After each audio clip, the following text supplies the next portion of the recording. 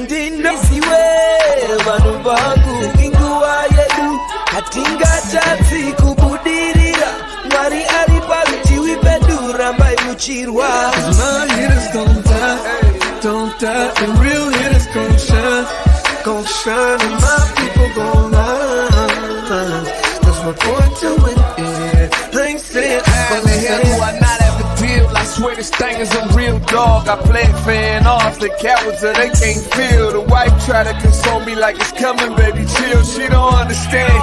I'm the only one that's real. I remember the 3rd grade. Them kids, they had waves. I had them BDBs. You know that Zimbabwean bread. So they do shades and your boy hit the stage. Press play and all the chicks was like, yeah. While boys was moving bricks, I was moving chips. Yeah. If she gave me calculus, gave her a mouthful of it. Heat rose to this thing, boy, I bet on myself. Grand Rising, everyone. Welcome to The Day with Trae. I'm your host, Trae Holiday. I want to welcome you to a wonderful Wednesday. I'm so excited because I got Miss Cheryl Haskins in the building. We're going to be talking all about this major quilt that's going to be making its debut really soon, and the work of this amazing quilters group that she's a part of, bringing back some history and legacy when it comes to quilting. I'm excited to dive into it. I've only just learned about this like in the last few years, so trust me, I got lots of questions, but of course, you know, it is the top of the show. So it's a great time to tag and share the stream. Please tag and share this stream, y'all, with folks who you feel could benefit from a daily dose of dopeness right here on The Day with Trae. If you can't watch our TV show, we definitely have you covered because you can listen to us anywhere you find your favorite podcast. Just search Converge Media Network and The Day with Trae. Y'all will find me on Google, Spotify, iTunes, SoundCloud, Apple Music, all of the podcast platforms. Go ahead and search for us and you will find us there. Well, before I get into it with Miss Cheryl today, I'm elated because I want to talk about us bringing back a lot of traditions that were once before, right? They maybe were before our time, maybe in our great-grandparents' era, maybe our grandparents, but the ideas that we can continue legacy is so key to certain ways that we get to now see ourselves as part of the solution. And y'all know that's a big deal for me because when we are bringing back some of these traditions and really rooting them in the everyday experiences of our youth, you know, the ones that we're around, whether we have kids, you know, nieces and nephews, cousins, people, young people, if we're guardians, whatever it is, when you start to really bring back these opportunities for young folks to experience as a daily part of their lives, you are continuing legacy in a way that is so impactful because it then becomes normalized again. And that's something that I love being able to talk about. You know, a long time ago, I was able to really have some dope discussions with some folks in the trades, in the field of trades. And the idea is that, you know, working with our hands, particularly in the Black community, was something that we really saw when we saw the rise of all of the amazing Black towns in the roaring 20s. Y'all have heard me talk about this era a lot because it's really a part of my heart where I realized that we built our own homes, schools, grocery stores. We literally built our neighborhoods. And it was really a testament to all of the hard work that they had been putting in and had understood as a part of what we brought, not only to this country, but also the things that we were doing before we were brought over here, right? But at the end of the day, there was also natives who were of this land that were doing that work as well. So the idea is that, you know, in a lot of our cultures, if we go back, many of us have this history, rich history of working with our hands, toiling the soil with farming, building in terms of construction, you know, understanding where to find oil, where to find water, how to deal with the land. That was a part of it. So I'm loving that I get to talk to Miss Cheryl today about quilting because quilting was one of those things that was passed down from generation to generation in terms of storytelling. Now, y'all know me. I am definitely a storyteller. So I'm excited that I get to spend this entire episode to talk to Miss Cheryl. I'm not going to do anything after this short break, but ask her great questions that can inform us all. Y'all don't want to miss this because up next, Miss Cheryl Haskins is joining us, and we're going to be talking all about her quilting group and this amazing quilt that is apparently very big and is going to be huge and be put out here right here in the Seattle area very soon. I can't wait to talk to her all about it. Y'all stay tuned after this short break. You're watching The Day with Trae. Prosperity in Black America. What will this require? Is Black business prospering? Are we reaching women and minority-owned businesses? How do we achieve earning parity for wealth for our families? Do our children really have access to education? Will our families have choices for our children? Prison pipelines, mass incarceration, tearing our families apart.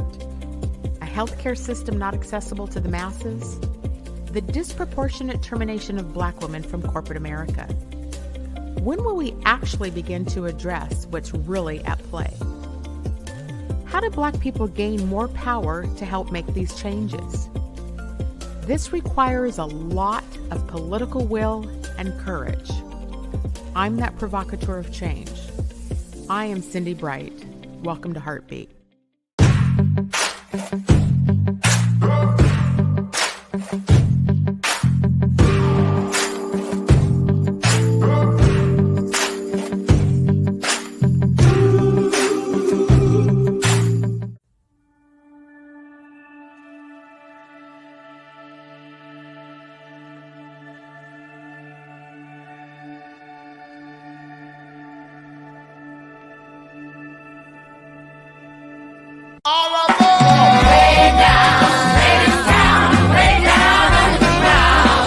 Hadestown is the Tony and Grammy Award-winning Best Musical. It's an epic celebration of music, togetherness, and hope. A Broadway musical like no other. This is as good as it gets. Hadestown. Playing the Paramount Theater October 31st to November 5th. Tickets at stgpresents.org. Get ready for a night of solid gold with the Temptations and the Four Tops. Same night, same stage. The Temptations and the Four Tops together live.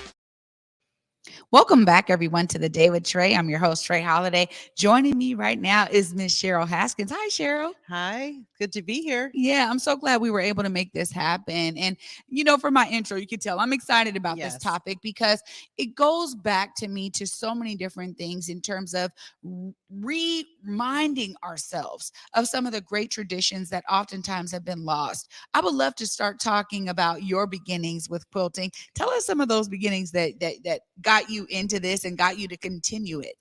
Well, I started out in school. I had a teacher, African-American teacher in the 7th grade in middle school who they didn't offer sewing. So she decided to offer an after-school class, and that's when I learned how to sew. And so that was my initial introduction to sewing. And so I started talking to my mom about it. And I go, Mom, how come you don't sew? She goes, oh, I had to sew all the time. And then she started telling me about her mom and her grandmother always making everything, making their clothing, making quilts. And of course, we all have one. All of us kids have one that our her grandmother, is that my great-great-grandmother, made. And I looked at it and I thought, I want to do this. And so I just started on my own kind of doing that. But a few years later, once I got married and had kids, I wanted to make quilts for all my kids. So I was a pretty basic quilter. I used what I call now ugly fabrics, but calicos. I was very traditional, made just patterns, half square, triangles, squares, rectangles. And then quilting grew for me in such a big way when I was introduced to a Pacific Northwest African-American quilting group. It just blew my mind to be around other Black women of varying ages, some older, some my peers, some younger, who were really skilled at putting colors together, at combining things I never thought went together. It was amazing. And working with African fabrics, that was something I wanted to do and was scared to death because you know how vibrant African fabrics are. And I said, I want to learn this. And that's really when my quilting grew. And that was 20 years ago. Wow. Well, see, this is something that it's like you're talking about a Pacific Northwest African-American quilting group. Mm-hmm. No one would really know about this. How did you run into this group? How did you get connected with them? I was off from work. My late husband said, hey, why don't you take 6 months off? I was like, how about I take a year off? But anyway, I was off from work. And so I was looking for some sewing things to get into. And so I just was Googling sewing classes. And there was this working with African fabrics class being presented at Pacific Fabrics, I think it was. And so I went to it, and it's how small the world is. The woman that was the instructor, her son was someone who interviewed me when I got my first job at Bank of America. And it's probably because he was Black and I was Black. I'm sorry.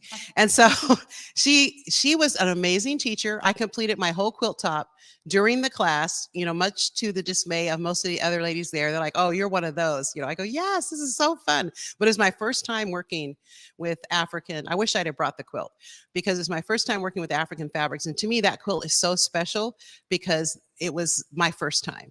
And from that point, she said, "Well, we have this group we just started a couple of years ago, and there were 7 ladies in it, all from the Seattle area, and they invited me to become a part." And that's how I found out about it. And it's grown from there. Well, it's beautiful because, this is something that was such a rich part of our history.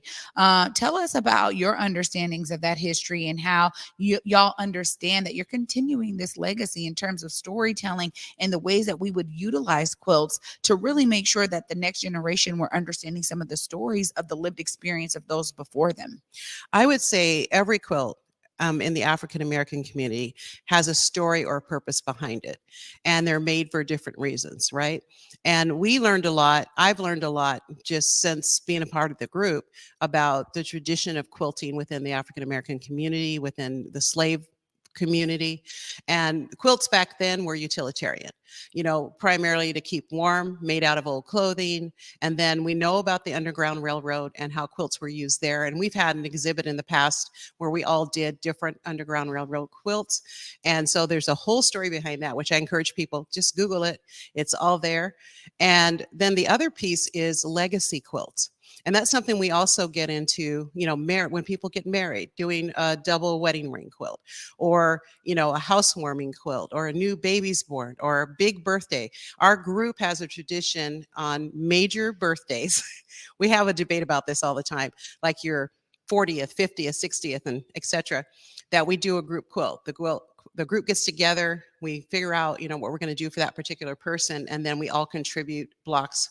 And then I'm usually on the team of assembling and finishing, and I do blocks, but I usually get that part of the job, which I love. And we give those as like legacy gifts to each other. And so all of my kids have quilts from when they were first born, all my grandkids, all my friends' kids.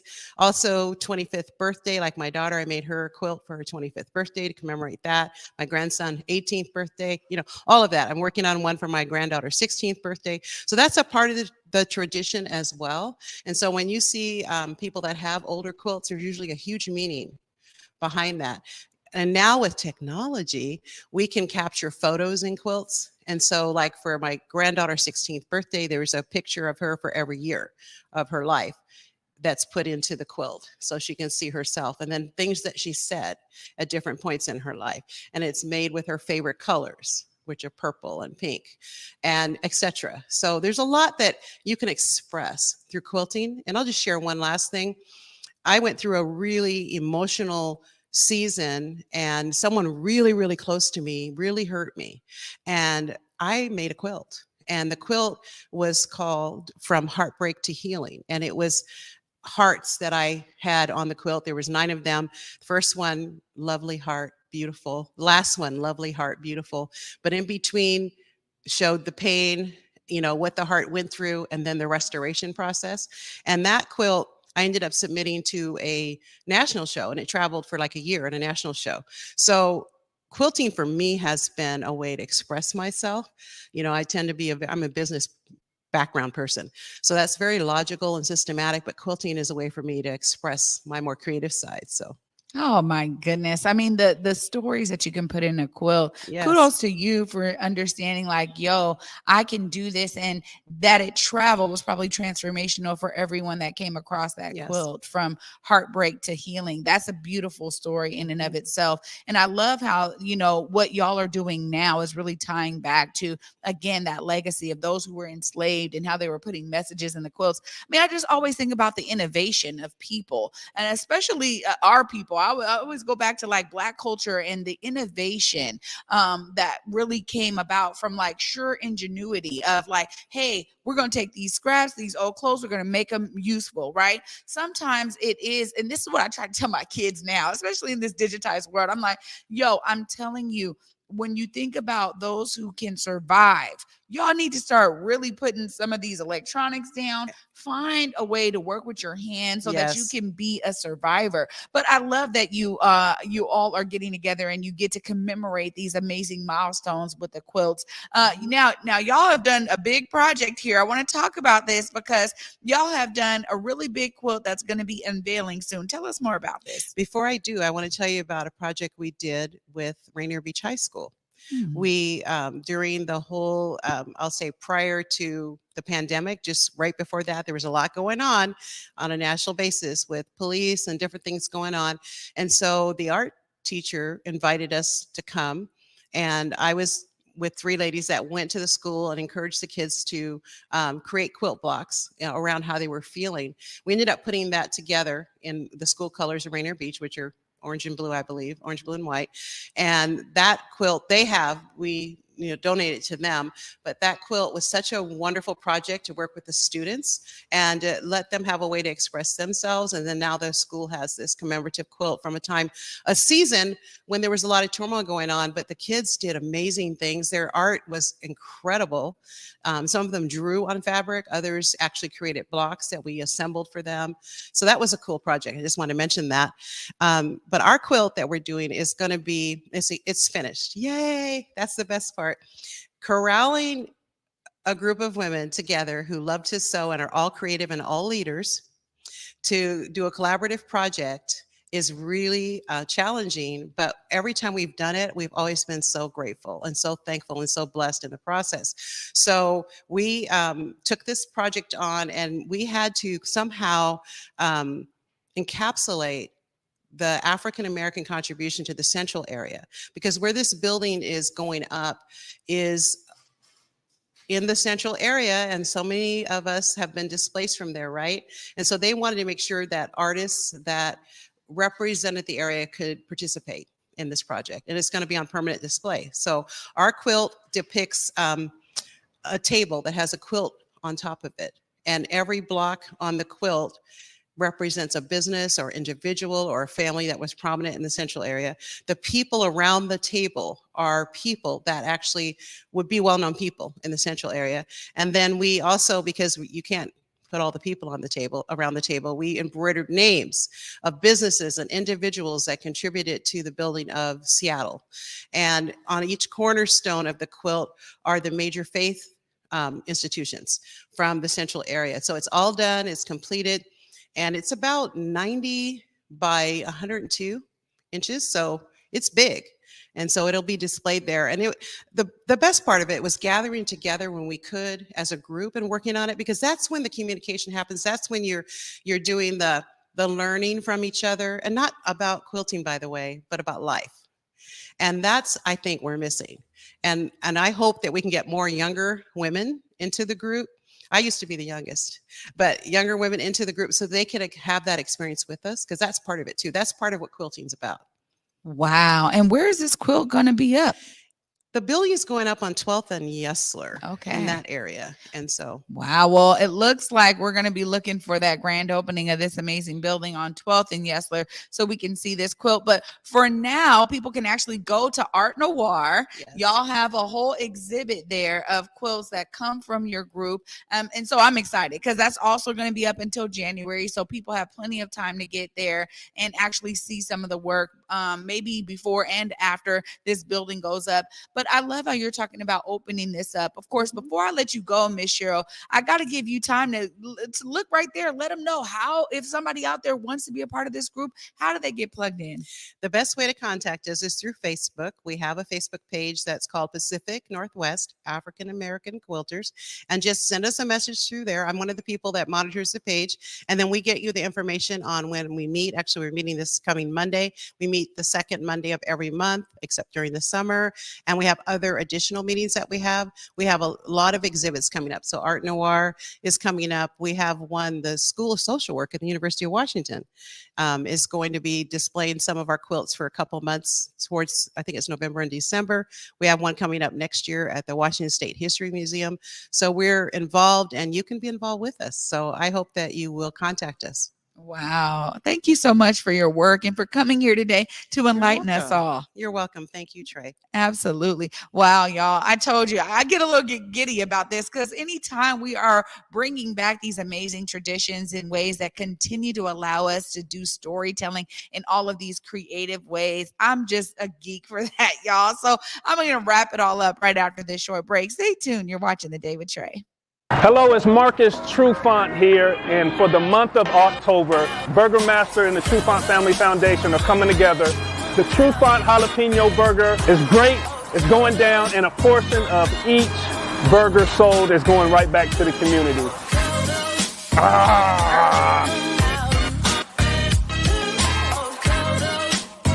Go Hawks! Let's make it happen.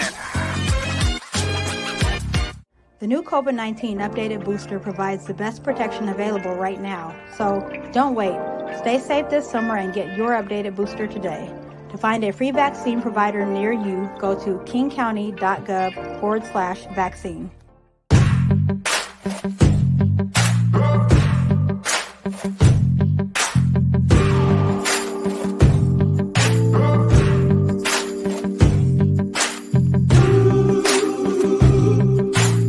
I learned about the ANU program through many different community organizations. The program, they're very good at making sure that you meet the right people. My favorite part would have to be the community building and also the volunteer opportunities as well. I've been working on my physical health a lot more. I've been intentional about that, and they're very big on that. I'm still learning how transformational it is because there's just so much opportunity. It's a great program and they will support you. Visit the link at the end of this video to learn more. Prosperity in Black America. What will this require? Is Black business prospering? Are we reaching women and minority-owned businesses? How do we achieve earning parity for wealth for our families? Do our children really have access to education? Will our families have choices for our children? Prison pipelines, mass incarceration, tearing our families apart. A healthcare system not accessible to the masses. The disproportionate termination of Black women from corporate America. When will we actually begin to address what's really at play? How do Black people gain more power to help make these changes? This requires a lot of political will and courage. I'm that provocateur of change. I am Cindy Bright. Welcome to Heartbeat. Welcome back, everyone, to The Day with Trae. I'm your host, Trae Holiday. I want to thank my guest, Ms. Cheryl Haskins, for being here with me today and going over not only the quilting group that she's a part of, but really tying it back to the history of quilting. It was so great for me to be able to get some of that understanding from someone who's dedicated now so many years to quilting, but also showcasing that this is an amazing creative form that is still thriving to this day. You know, not only can you go right now to Arte Noir and look at some of these amazing quilts in the quilting exhibit, but it's soon to be, you're going to be able to see it right there on 12th and Yesler. So make sure that y'all find your ways to get creative. I mean, being a part of a group that can do something together, produce something together, share stories, enlighten each other, you know, share life together is so amazing. And that is really what it is to be a part of community. Y'all know I was inspired by what she shared today. I want y'all to be inspired. You too can find your way to see yourself as a part of the solution, as Miss Cheryl has. And for me, y'all, until tomorrow at 11 a.m., peace.